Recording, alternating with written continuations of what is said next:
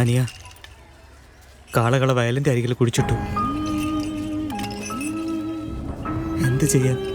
ഇങ്ങനെ ഓടിച്ചാടി നടന്ന ഉരുക്കള. എത്ര മത്സരങ്ങളിൽ ഓടി ജയിച്ചവരാ.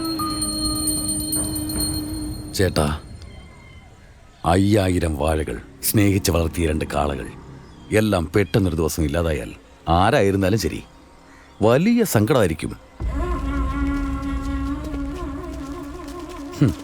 എന്താ സാർ, വീട്ടിൽ ഇത്ര വലിയൊരു ദുരന്തമുണ്ടായിട്ടും കുടുംബക്കാരൊന്നായില്ലേ? അതോ ഇനിയും മതിയായില്ലേ? ഗുണസിംഗം, സങ്കടമാണോ? നാട്ടിലുള്ള കരുവ് മരം മുഴുവൻ എന്നെ കൊണ്ട് പറപ്പിച്ചതല്ലേ? അത് കണ്ട് സഹിക്കാൻ വയ്യാതെ എൻ്റെ പിള്ളേര് നിന്റെ വാഴത്തൈ വെട്ടി കാളകളെയും കൊന്നു കാണും.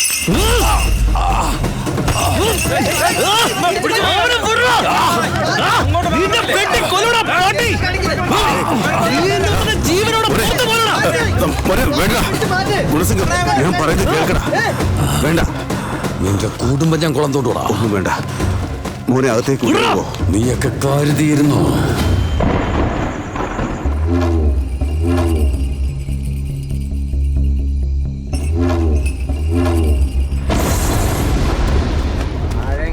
ൊന്നുമല്ല, ആളിനെ വളയിലും നമ്മൾ തട്ടിക്കളയും.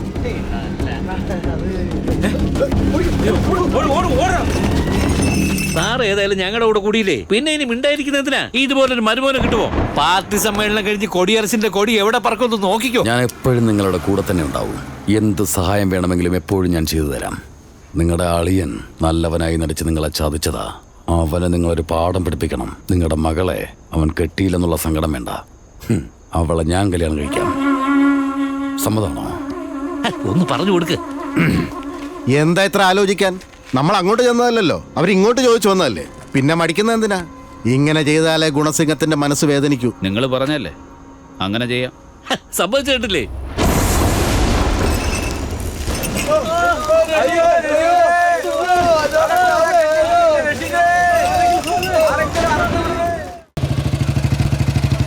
ചേച്ചി,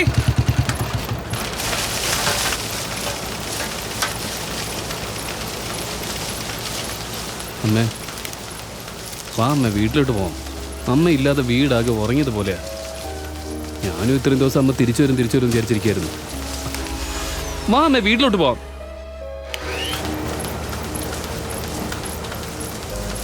അവിടെ ഇത്രയൊക്കെ സംഭവങ്ങൾ നടത്തിയിട്ട് അമ്മയ്ക്കൊന്നും വന്ന് അന്വേഷിക്കണമെന്ന് പോലും തോന്നിയില്ലല്ലോ. ഒന്ന് വാ അമ്മേ.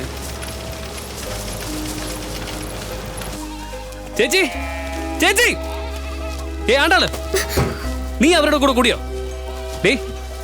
നീ ഒന്നും സംസാരിക്കില്ലേ? നീ എന്നോട് സംസാരിക്കില്ലേന്ന്?